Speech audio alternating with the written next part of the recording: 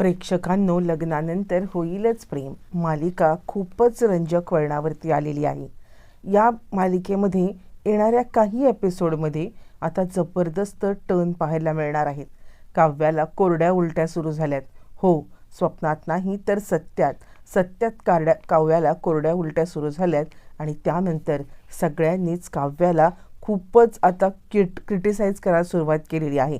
पण त्याच वेळेला आता इकडे पार्थने काव्याच्या मागे ठामपणे उभं राहत आता खूप मोठे तिला सपोर्ट केला आहे आणि त्याने सगळ्यांना काय त्या रात्री अचानकपणे कोणती गोष्ट घडली हे सांगितलेलं आहे. आणि त्या रात्री स्वप्नात नाही तर सत्यात हे दोघं जण एकत्र आले होते हे सुद्धा त्याने सांगितलंय. नक्की असं काय घडलंय, ती रात्र कोणती होती, काव्याला कोरड्या उलट्या सुरू झाल्यावरती बाकीच्यांनी काय रिॲक्ट केलंय पाहू. प्रेक्षकांनो, इकडे आता जीवा खूप मोठ्या खुशीने नंदिनीकडे आलेला आहे आणि नंदिनीला तो आता एक चान्स बघतोय. पण नंदिनी या सगळ्यासाठी तयार नाही आहे. ती त्याला चकाचक बाईसुद्धा म्हणण्यासाठी नकार देते आहे आणि ती सांगते आपण या सगळ्यातून मोकळं झालेलंच चांगलं आहे.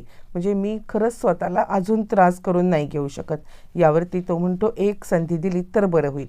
तर आपण इकडे पाहिलं की काव्याने पेस्ट्री पाठवलेली आहे पार्थसाठी आणि त्यानंतर मग आता मानिनीने खूप मोठा निर्णय घेतला आहे आणि मानिनीने दोन्ही सुनांना घरी बोलवून घेतलं आहे. म्हणजे नंदिनीला सुद्धा आणि काव्याला सुद्धा तिने सांगितलं आहे की तुम्ही दोघींनी घरी या, मला तुमच्याशी महत्त्वाचं बोलायचं आहे. आता हा मानिनीने निर्णय घेतलेला आहे.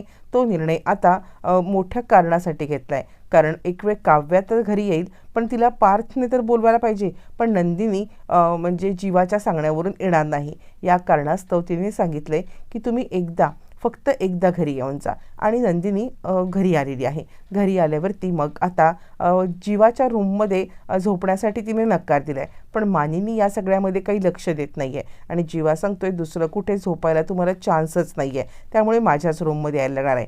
चकाचक बाई, हे बघा अजून आपला डिवोर्स नाही झाला. तर आता पार्थच्या रूममध्ये मानिनी स्वतः काव्याचा हात धरते आणि तिला घेऊन चाललेली आहे. काव्या आता म्हणते आहे पण पार्थ देशमुख ऐकतील का. यावरती मानिनी म्हणे तो नाही ऐकेल तर कोण ऐकेल, मी आहे ना, तुला सांगते तेवढं कर. असं म्हटल्यावर ती प्रेक्षकांनो आता इकडे लगेचच मानिनी काव्याला पार्थच्या रूममध्ये टाकते आणि ती सांगते ही बघ हीच संधी आहे. काहीही झालं ना तरीसुद्धा आपल्याला जे काही करायचं आहे त्या कारणासाठी हे करणं खूपच गरजेचं आहे. असं म्हटल्यावर ती लगेचच आता इकडे काव्या सांगते तुम्ही किती करताय, मला साधारण अंदाज आलेला आहे की हे सगळं तुम्ही जे करताय ते फक्त आम्हाला एकत्र आणण्यासाठी. त्यावरती ती म्हणते मी दुसरं कुणासाठी नाही करत आहे, मी माझ्यासाठी करते. कारण मला म्हणजे खरं तर मला आता माझी सून दोन्ही माझ्या घरात पाहिजेत. असं म्हणत तिने आता काव्याला सगळं समजावून सांगितलंय. त्यानंतर मग आता नंदिनी जीवाच्या रूममध्ये आले आणि ती सांगते हे बघा तुम्हाला असं वाटत असेल की तुम्ही प्रयत्न केलेत म्हणून आपण दोघं जण एकत्र येऊ शकू, तर तसं काही नाही आहे. म्हणजे कितीही काही झालं तरी नंदिनीचं पुन्हा तेच हे सुरू झालेलं आहे प्रेक्षकांनो. आणि त्यावरती जीवा तिला सांगतोय मी तुम्हाला असं काही बोललेलंच नाही आहे की तुम्ही या रूममध्ये आलात म्हणजे काही आपल्यामध्ये तसं होणार आहे. मी तुम्हाला सांगतोय की तुम्ही जोपर्यंत कम्फर्टेबल नाही आहेत ना तोपर्यंत मी बाकी तर सोडा पण तुम्हाला चकाचक बाईसुद्धा बोलणार नाही आहे. असं म्हटल्यावरती मग आता लगेचच इकडे लगेच ह्या दोघीजणी घरामध्ये आहेत आणि त्याच वेळेला रम्या आता सांगायला लागते की काय चाललंय काय तुमच्या दोघींचं. म्हणजे मोठ्या टेचामध्ये घर तर सोडून गेला होतात पण घर सोडून निघून गेलात परत आलातच ना, म्हणजे तुम्हाला तुमचं काही हेच नाही आहे. यावरती ही काव्या तर दोन जणांना घेऊन भुलती आहे किंवा दोन जणांना घेऊन आता ही नाचवती आहे. त्यावरती आता इकडे काव्या चिडते, नंदिनी तिला शांत करते आणि ती म्हणते या लोकांच्या नादी लागू नकोस, कसं आहे ना आपल्याकडे काही बोलायला नाही आहे. यावरती काव्या म्हणते का, म्हणजे तुला सुद्धा वाटतंय का की मी दोन जणांना भुलवती आहे किंवा मी दोन जणांशी करते. यावरती नंदिनी म्हणते नाही, जगाने काहीही बोलू दे, माझा तुझ्यावरती पूर्ण विश्वास आहे. तू कोणत्याही परिस्थितीमध्ये आता इकडे असं काही करत नाहीयेस आणि परिस्थिती तुला मजबूर करते. यावरती काव्या म्हणते मग जर का तुला असं वाटतंय तर तू माझ्याशी का असं वागतेय. नंदिनी सांगते हे बघ ह्या प्रश्नाचं माझ्याकडे काही उत्तर नाही आहे. नाती सगळी कॉम्प्लिकेटेड इतकी झालेत ना की आपण या सगळ्यामध्ये अनेक गोष्टी आता मात्र म्हणजे न बोललेल्याच बऱ्या. आता त्या रात्री इकडे काय घडलं होतं हे आपल्याला माहीत नाही आहे. पण आता इकडे काव्याला ज्या वेळेला मान्यने रूममध्ये पार्थच्या पाठवले त्यावेळेला काव्य आता झोपण्यासाठी आले तर पार्थ कम्फर्टेबल नाही आहे. त्यामुळे ते दोघंजणं उलटे सुलटे झोपलेत. म्हणजे काव्याने डोकं एका साईडला केले आणि पार्थने डोकं एका साईडला केलेलं आहे. पण त्या रात्री अचानकपणे काव्या उठलेली आहे आणि काव्याला उलट्या सुरू झाल्यात आणि मग मात्र खरा खेळ सुरू झालेला आहे प्रेक्षकांनो. इकडे काव्याच्या अचानकपणे उलट्या सुरू झाल्याने पार्थला रात्रभर झोप नाही आहे आणि त्यानंतर पार्थ आता तिची काळजी करतोय. काय झालंय, तुम्हाला काही त्रास होतोय का असं म्हटल्यावरती ती सांगते काहीच कळत नाही आहे देशमुख, खूपच त्रास होतोय आणि यामुळे मला आता अस्वस्थ पण होते. यावरती तो म्हणतो काही डॉक्टरांकडे जायचं आहे का. यावरती ती सांगायला लागते आज नाही आहे, आपण ना उद्या वगैरे डॉक्टरांकडे जाऊया, आत्ता सध्या मी झोपते. प्रेक्षकांनो असं म्हटल्यावरती लगेचच आता इकडे पार्थ तिला झोपण्यासाठी मदत करतोय. पण तिची तळमळ पाहून त्याला आता काहीच कळत नाही आहे. तो विचार करतोय नाही दुसऱ्या दिवशी डॉक्टरकडे न्यायलाच पाहिजे. दुसऱ्या इकडे तिला तो हॉस्पिटलमध्ये घेऊन आलाय आणि तिथे जे सत्य समजलंय त्यानंतर सगळेच जण खूपच गडबडलेले आहेत प्रेक्षकांनो. आणि त्याच वेळेला खूप मोठा आता गोंधळ झालाय. आता काव्या प्रेग्नेंट असल्याचं समोर आल्यामुळे इकडे काव्या प्रेग्नेंट असल्यामुळे वसू आणि रम्या या दोघींना तर आता ऐतीस संधी मिळालेली आहे. ती म्हणजे आता इकडे काव्याला क्रिटिसाइज करण्याची आणि घरच्यांच्या समोर हे सगळं बोलण्याची. आणि ते म्हणतात बघितलं, आणि मोठी आली काव्या सांगायला आणि हा जीवासुद्धा सांगतोय की खरं सांगायचं तर आम्ही पवित्र आहोत, अमकं आहोत, तमकं आहोत. हे काय आहे. यावरती मग आता इकडे पार्थ म्हणतो एक मिनिट तुम्ही सगळ्यांनी थांबा, कुणीही उगाचच माझ्या बायकोवरती काहीही शब्द बोलू नका असं म्हटल्यावरती आता सगळेच जण येतात आणि नंदिनीला तर कळतच नाही आहे की हे सगळं काय चाललंय. म्हणजे आता पार्थने सांगितलं होतं की आम्ही पवित्र आहोत, पार्थने असं सांगितलं, त्यानंतर मग आता जीवा पण सांगतोय की आम्ही मर्यादा ओलांडलेली नाहीये. मग काय आहे हे. काव्या बाहेर आलेली आहे आणि नंदिनी तिला म्हणते काय आहे हे काव्या. काव्या म्हणते मला नाही आठवत आहे काय आहे हे. ऑलरेडी मला सगळ्यांनी बदनाम तर करून झालेलंच आहे ना.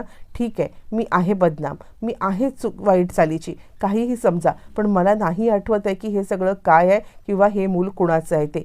मी खरं सांगते लग्नाच्या आधी मी कधीच जीवाला असं काही आमच्यामध्ये घडलेलं नाही आहे, ही गोष्ट मात्र मला 100% आठवते.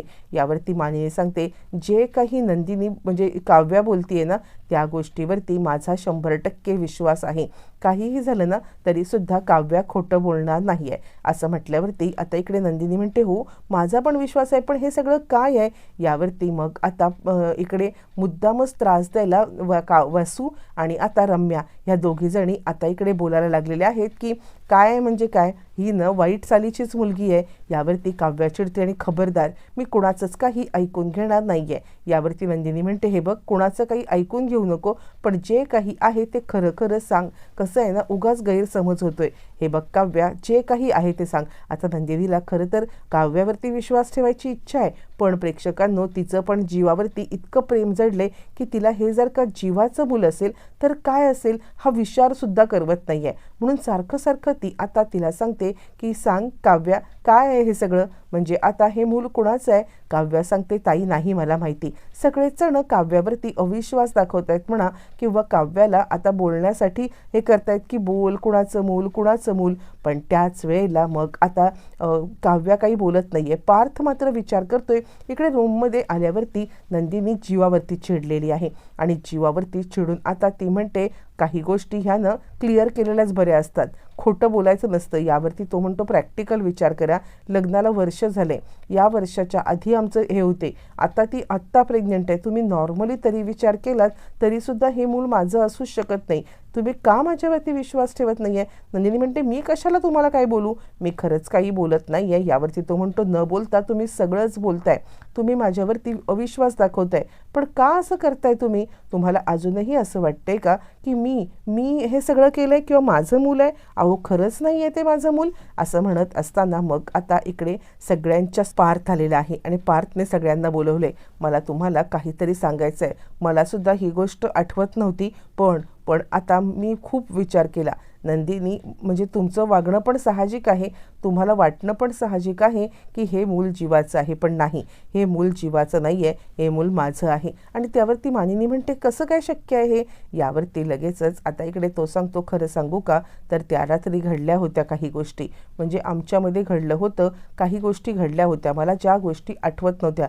नंदिनी म्हणते तुम्ही आता माझं मन राखायला हे सगळं बोलताय. यावरती तो म्हणतो का मी असं सगळं करेन. आणि त्यावरती मग आता काव्या म्हणते तुम्ही खोटं का बोलताय, कुठे काय घडलं होतं. यावरती तो म्हणतो हो तुला पण आठवत नसेल, पण त्या रात्री आपल्यामध्ये सगळंच झालं होतं. आणि मग तो त्या रात्रीची आठवण आता काव्याला सांगत आहे. आणि ज्या वेळेला तो सगळ्यांच्या समोर ही आठवण सांगत आहे आणि त्याच वेळेला मग मात्र लगेचच आता इकडे काव्याला पण सगळं आठवलेलं आहे.